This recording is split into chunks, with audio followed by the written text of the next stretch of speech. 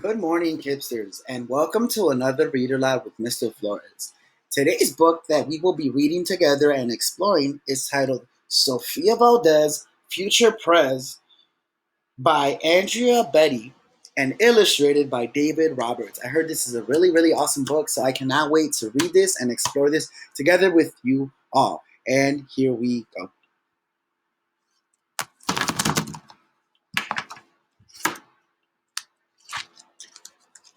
Sofia was a baby who got things done, helping her family before she turned one. She and Abuela went out every week to help elderly friends around Blue River Creek who couldn't go out and about on their own and with no place to gather were stuck home alone. Raking the leaves, taking the pets for a walk, or dropping by for a treat and a talk, Sofia Valdez did as much as she could for her family and friends and her whole neighborhood. A dreamer, a doer, a real life go getter. Most people like good, but Sofia liked better.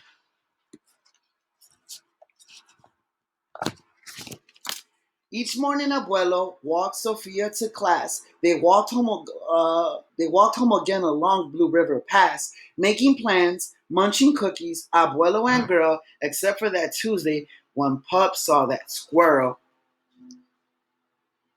With the how Pup took off, racing through the Old Town River, under, beneath, and around. Sofia scrambled to try to keep up with her hollering man and that blue wagon Pup.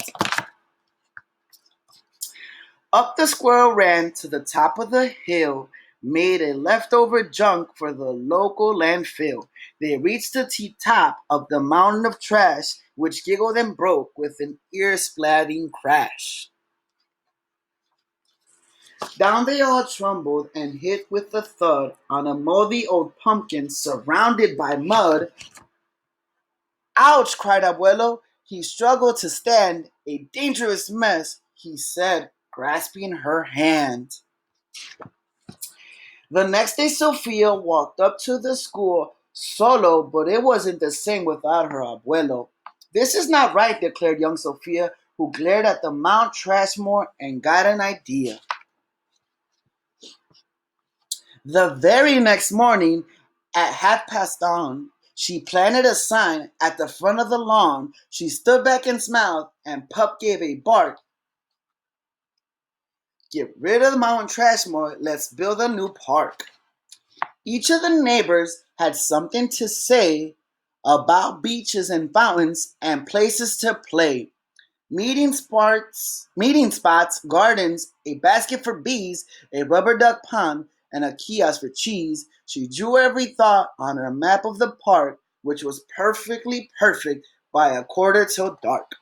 She drifted to sleep in her soft, cozy bed. Then, bam! She woke up when she thought she smacked her head.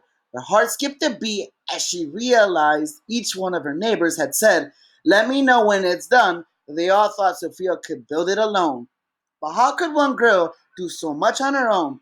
The weight of that made her tender heartache as the night thunder growled and she laid wide awake. Then down by a storm and then the gloomy squip weep and the heartache Sophia finally slept.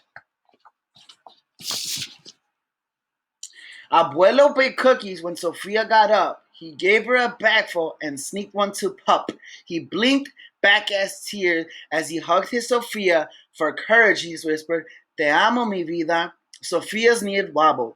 She felt weak inside. She looked at his ankle and quite nearly cried.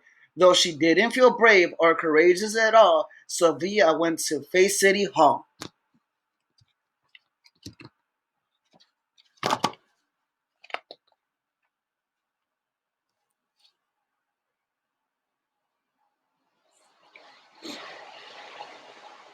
The mayor's office sent her to room 401. The Blue River Creek Department of Fun would send her downstairs to room 302, the office of duck ponds and cool things to do, to the office of monkey, the department of cheese, the division of fountains and meetings and bees, then down to the basement so musty and cramped where all the town's papers were sorted and stamped.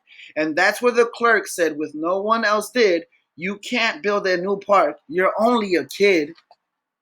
The world smacked Sofia deep down in her heart. Her plan was conceived before it could start. I think Sofia said, I think the law's wrong, but her second voice didn't sound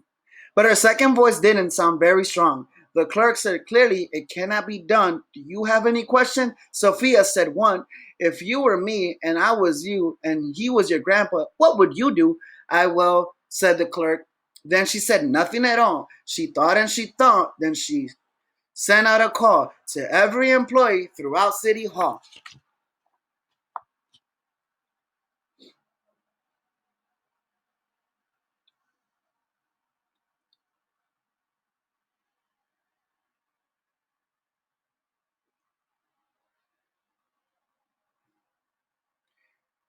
The entire government of Blue River Creek crammed into the office to hear Sophie speak, but her words just rumbled up and her cheeks turned bright red as a dozen emotions rushed into her head. Her heart beat so loudly she thought it would crack. The crowd leaned in closer. Sophia leaned back. Then he arm brushed the edge of the old cookie sack, and that was the moment when Sophia first knew being brave means doing things you must do. Through your heart creaks with fear, through you are just in great too.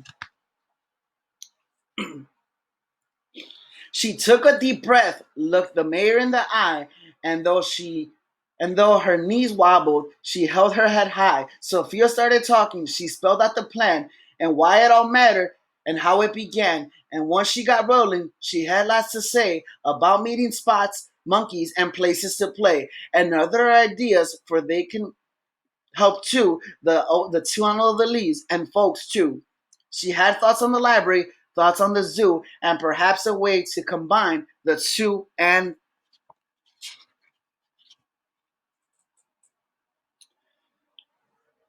all right, cried the mayor, go start a petition. If the town wants a new park, we'll form a commission. And so young Sophia got right to work with some help from her family and pup and the clerk.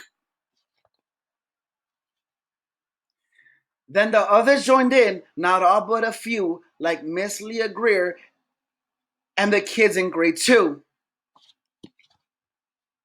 There were hearings and surveys and taxes to figure, then bulldozing cranes and a blue bigger digger. They all built that part. That's how it got done with the hard work of B and for everyone. But it began with the dream of one person, just one, who laced up her shoes and then laid the way to help Blue River Creek got a new place to play. Not every evening till long after dark, the town comes together at Citizens Park.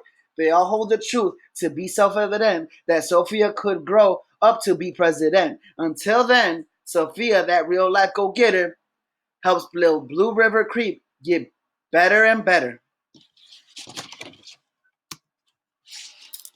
Awesome. The end, friends. Thank you for listening to this awesome story of a friend named Sofia Valdez who built an awesome park for her community when a lot of people thought she wouldn't be able to do it. But she did it and she did an awesome job. And I was really, really excited to read this story. And I look forward to reading next week's story. Thank you, friends, for tuning in and listening to this Read Aloud with Mr. Flores.